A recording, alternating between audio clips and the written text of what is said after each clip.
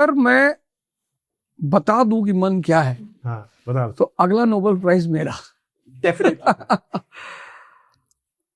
पहली बात तो ये है कि गाड़ी बिना स्टीयरिंग के नहीं चलती, है ना?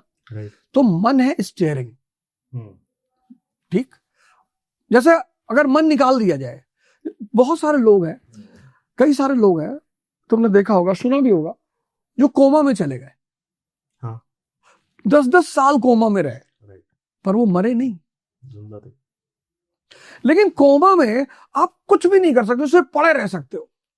यानी आपको चलाने वाला, आपकी स्टीयरिंग आपका मन है। अगर वो जिंदा नहीं है तो आप कुछ नहीं कर पाओगे, जिंदा होते हुए भी। अब सेकंड लाइन पॉइंट है हमारा। अब मन को हमारे शास्त्रों ने घोड़े से कंपेयर किया है। अच्छा। तो अगर घोड़े को बिना लगाम के बैठा जाए उस पर, वो मार डालेगा। तो हमारे समाज, हमारी संस्कृति, हमारे देश ने कहा कि एक काम करो, मन पे लगाम, घोड़े पे लगाम डालो। कौन सी लगाम? ध्यान की। ध्यान मतलब ऐसा नहीं कि आंख बंद करके हुए बैठे हैं या आंख बंद करके 5 घंटे लेटे, वो सब हरामखोरी है। ध्यान मतलब अपने आप को निरंतर वॉच करना। एक स्टूडेंट है, उसको पढ़ना है, वो पढ़ नहीं पा रहा है, कह रहा सर मन नहीं कर रहा है। अरे तो भैया तेरा ही तो है भाई, हम गन पॉइंट पे बिठा ले किसी को कि भाई आज तुझे पढ़ने नहीं दूंगा, तो बात समझ में आती है। तेरा मन तेरी शरीर के अंदर, और तुझे बैठने नहीं दे रहा है।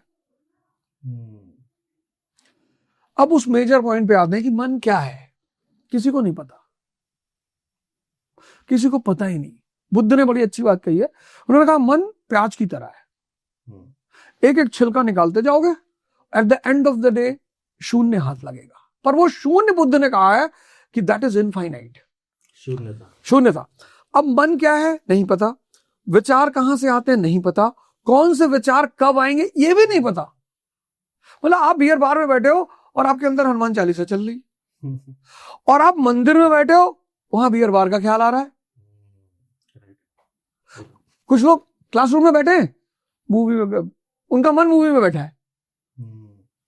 जब मूवी में देख रहे हैं तो वहां सोच रहा है कि यार 3 घंटे वेस्ट हो रहा, पढ़ लेते तो ज्यादा ठीक है।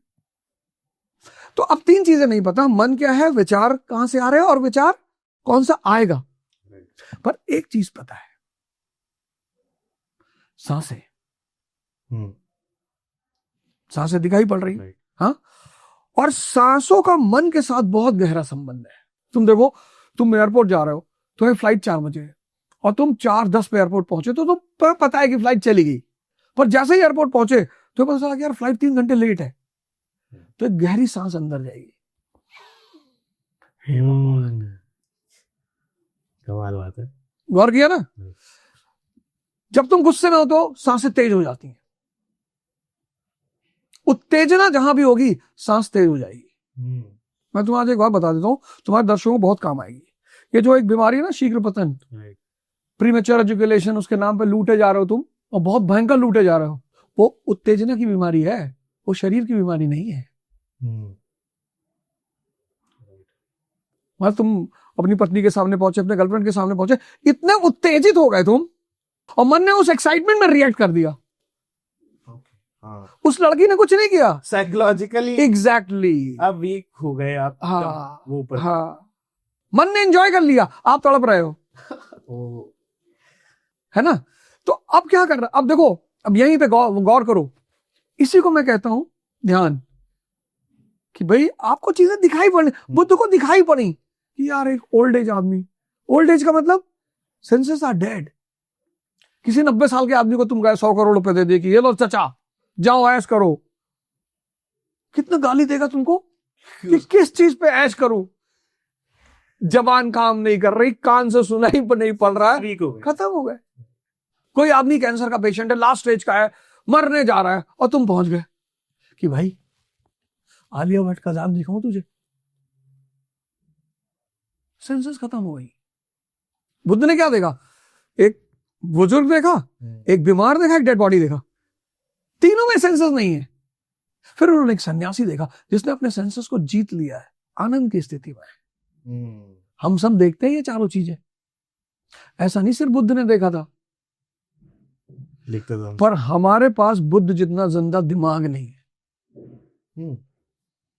तो अब सांस, अभी एक बात क्लियर हो गई कि सांस और विचार का बड़ा गहरा संबंध है ना।